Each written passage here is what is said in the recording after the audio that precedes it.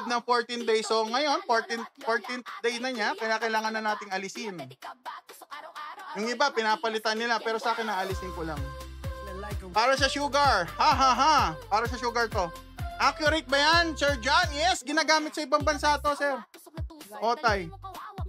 Huwag na, ayaw mo mag-workout?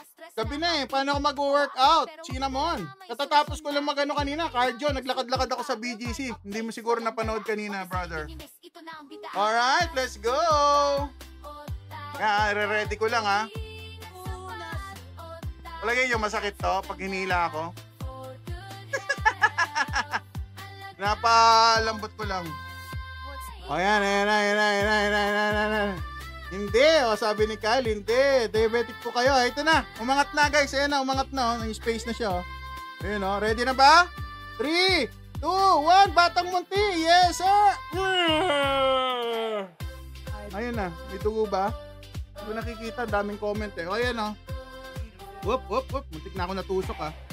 Nakita niyo yung needle guys. Ayan o, yan yung sensor niya na needle.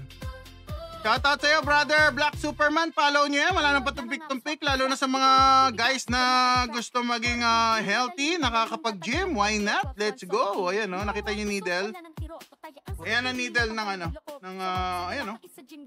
Ng CGM. Pang! O, diba? Yan. Hindi masakit. Yung tusok masakit. Hihihi. Wala nga dugo eh. Nasaan ba? Hindi ko nga makita eh. Meron pa dugo? Hindi ko nakikita. Nakita nyo ba? Ayun, may konting maliit, no?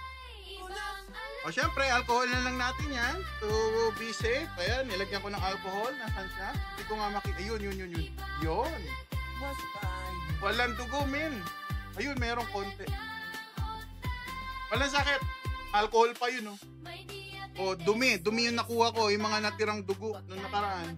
Kasi dumugo siya nung nakaraan, eh. May konting blood. O yan, sabi ko sa inyo, order na. Ayan o, CGM guys. O, pang! Ayan o, tinignan nyo sa loob. O, ayan o, yung labas o. O, yung loob, may maliit na needle. Ayan, nakikita nyo yung needle. Ayan o, pang!